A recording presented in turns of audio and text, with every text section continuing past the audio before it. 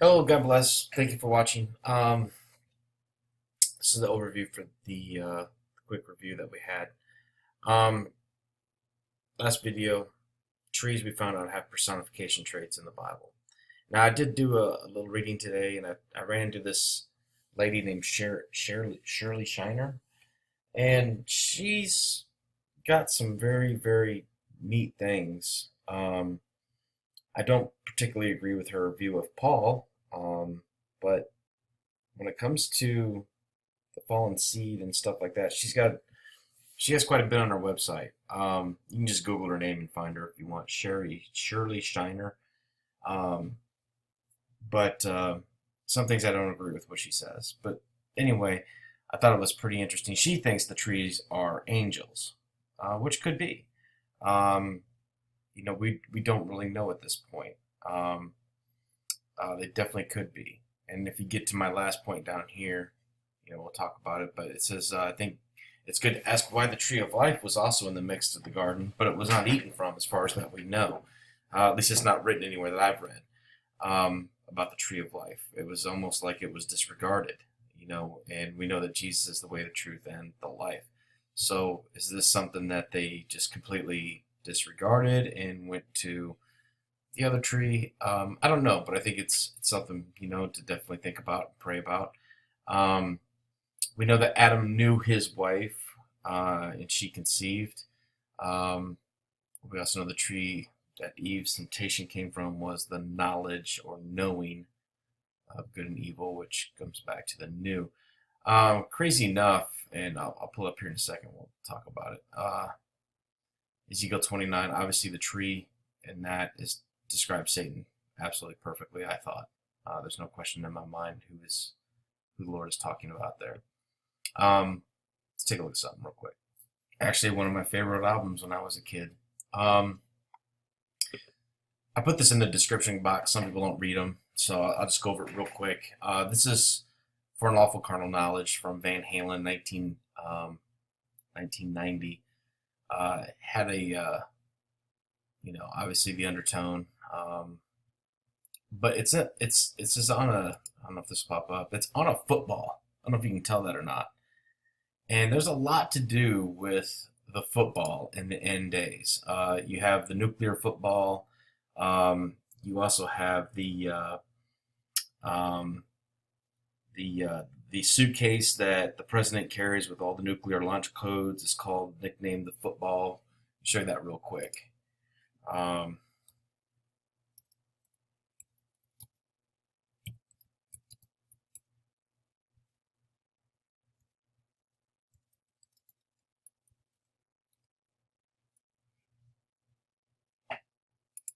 there we go. Nuclear football. The briefcase right there. So atomic football. All those different little connotations there. But anyway, I thought that was kind of interesting with the uh, the reference there with Van Halen. And there's songs on here, kind of. I don't know if let me see if I can pull them all up. I think they're all down here. Yeah, here they are. So yeah, Pound Cake. I thought this was interesting. Judgment Day. Um, Pleasure Dome, In and Out, Man on a Mission, The Dream is Over. This is a good song with some very deep lyrics. You pull it up on video form on YouTube and listen to the lyrics, and there's actually like, right now is a good time to repent. Right now, and I mean it's all in there. It's pretty interesting. So just something to think about. But anyway, I thought that was kind of interesting.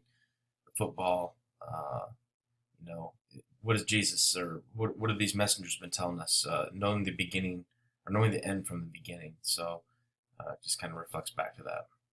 What are we going to talk about? Okay, there's a couple interesting things here um, in Genesis 3:15. That's what I want to look at, and that verse along with the, I'm sorry, 3:14 about the belly and about dust and about Satan being the serpent there. So we're going to look at a couple things there. 3:16 sounds an awful lot like a Revelation 12 reference. Eve being the mother of all living, okay, all living, and beguiled. What does that name actually mean? I'm going to talk to you a little bit right now about the dream that my wife had. And I think this kind of pertains to how Adam had to perceive. Remember, the fruit is what was produced between the unholy union. That's the fruit. The seed line is the DNA, the continuation, the embedded code now. The bad ripped up DNA that's going in that seed, or going in that fruit to make up that fruit. And I think what Adam in the dream, my wife said I was very indifferent about the child. I didn't even really want to look at it. I didn't really want to accept it. And she had the child, and it was just kind of there. So I think that kind of goes back to and where he says, "I will greatly multiply thy sorrow and thy conception." Um, I think some people say, and I don't hold a strong opinion either way, that they had children prior to the fall, and there was no um, anguish or pain or sorrow to bring forth children, that they simply had children. I don't know how all that worked. We don't know. But I do find it interesting. I will greatly multiply thy sorrow. So, and it gives the hint that in order to multiply something, you have to have something. So I don't know, just something to think about. But so anyway, that's what God says to the woman. But I was very distant to this child. I didn't want to name it. She wanted to name it. I was like, I don't think so. I'm just kind of very like kind of looking at this like almost like what happened. Not like an affair what happened, but what this isn't my child or something. And and I kind of picture Adam that way. Here you have Eve and this child, or now she's pregnant, or whatever however they figured this out, I'm not sure. But he, I think, accepted that sin. He accepted Eve because he loved Eve. He wanted to keep Eve. And if he would have closed her out and not eaten that fruit, not have taken part of that, then she would have been banished on her own. And I think that's why Adam was like, ate the fruit. And he's like, all right, this, we're in this together, type of thing. So anyway, that's kind of how I see it. So we're gonna get into beguiled real quick, and then we're gonna get into these verses. I don't know how far we'll get, but we're gonna get to at least these words because they're very interesting stuff with cursed belly and dust. Okay, so this is beguiled. It's the word nasha, Strong's 5377. Deceived greatly, beguiled. To beguile, to deceive, to be beguiled.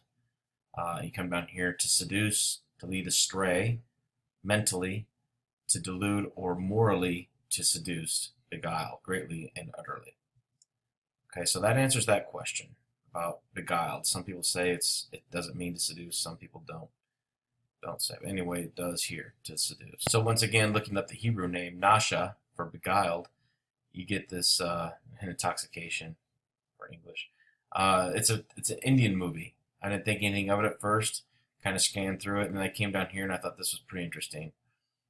During the summer break, he and his friends are introduced to Anita, the new dramatics teacher. She decides to make them do a play. All the boys in the group fall for her beauty and persona, but it is Sahil who gets the most intrigued by her. Slowly he realizes he cannot think of anything but her. After rehearsals of the play go on, he innocently starts to fantasize being with her. First off, it's a teacher, which some people think that Satan was sent here to teach us the ways of God and failed, and Jesus stepped in. So that's certainly neat. So it's kind of the tutor mentor type scenario. But anyway, I thought that was interesting. Okay, I want to touch on something real quick. All right, up here a little bit. I didn't go over any of this stuff as far as talked a little bit about Adam getting the fruit, eyes being opened. I think there's more here than what I'm thinking, so I want to come back to it. And I definitely want to come back to the fig leaves. When God mentions something, and He's specific about it in the Bible, fig leaves. Why fig leaves? I think it could have something to do with Israel and whatnot, but I want to come back to that. But anyway, I want to talk about this word right here. There's something very interesting with this word. So I'm going to finish the video with this word, and We'll get into dust and everything else. And this verse right here, which I find, or not this one, I'm sorry, but 16, I find very interesting. So let's finish up with belly and we'll go from there. Okay, so he says to Satan, we're in 3:14, and the Lord says to the serpent, because thou hast done this, thou art cursed above all the cattle. So I think that's cursed above all living things and above every beast. So I believe his punishment is going to be the worst than anything. But anyway, cursed above the cattle and above the beasts of the field, and upon thy belly thou shalt go, and dust thou shalt eat all the days of thy life. So belly comes from external abdomen, belly, the source of blah, blah, blah, from this word. Click on this word, and you get this: to gush forth as water, generally to break forth, laboring to break forth, come forth, draw up, take out. You're like, what? What does this mean? So almost like a water breaking in a woman, right? Or some sort of river gushing type of thing. So let's go to the other one. 15:21 comes back to a river name, which is one of the borders of Eden, also Valley Gihon. All right, so what do we have with this belly word, and why is it so interesting? Is think about, all right, when Israel was birthed to a nation, God brought them out of the world, out of Egypt, which is symbolic for the world, and took them through what? The Red Sea. What we don't see there, or what maybe you do see, is that is a birthing of a nation. That is just like we are birthed as children, coming through the womb and the water breaking and coming forth out of the woman. So is God birthing his nation. And how is birthing happen? It happens through much sorrow, much pain, much anguish, much pushing, much labor. And what were the Israelites doing in Egypt? They were enslaved. Okay, they were being chased. They were being pushed out by their captors, and that would be the Egyptians. They were on their heels in chariots, going to mow them down like cattle. And God birthed them through, okay, and took them through the Red Sea. All right, keep that in mind, Red Sea, okay. And we know that Satan wants to be like the Most High. Okay, he's trying to do everything like God, and it goes back to, the whole manipulation, the whole kingdom. He's trying to do everything like God, and if you follow God's word, then it's easy to pick up what Satan's doing, because he's copying God. So anyway, this is just the other reference. External abdomen, belly from H18. We'll pull up that. And that, like I said, bring forth, to draw forth, to break forth, to burst forth. To drain, general issue, to break forth, labor, to bring forth, okay? Breaking of the water, right? To bring something forth. There's the river reference. Upon, where'd it go? I thought this was the river reference. Maybe not. I might have the wrong one up here. Okay, anyway. So, where am I going with this? Okay, so there's something very interesting about the Hoover Dam. A lot of people have seen this. All right, so I'm going to show you a couple things. I apologize. This is the word go.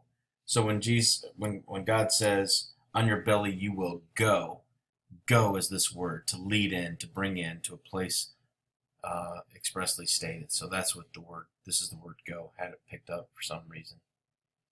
Okay, so let's look at the Hoover Dam. Here's the Hoover Dam. This is the water that's going to break forth. And you can say, well, how do you know that? Well, let's just talk about it. This is the woman's womb, to burst forth, to break forth. The water's breaking forth. It's exactly what he's talking about. On the belly you shall go. Okay? He's going to break the Hoover Dam. And how do we know this? Well, there's certain things that have keyed us in on this. Okay, first off, why does the dam have angelic statues all around it? And if you look here closely, this represents even a Baphomet. If you look, this is a goat's head, the torso of the body. Okay, This is an angelic being coming out of the water. You have these other statues here. I mean, these are angelic idols. Why are they there at the Hoover Dam? You can't tell me there's a good reason to have these here. So there's other evidence. Okay, so this, you might be, okay, well, this makes no sense that they'd have those there. Remember Madonna a long time ago had the same, some of you probably seen this.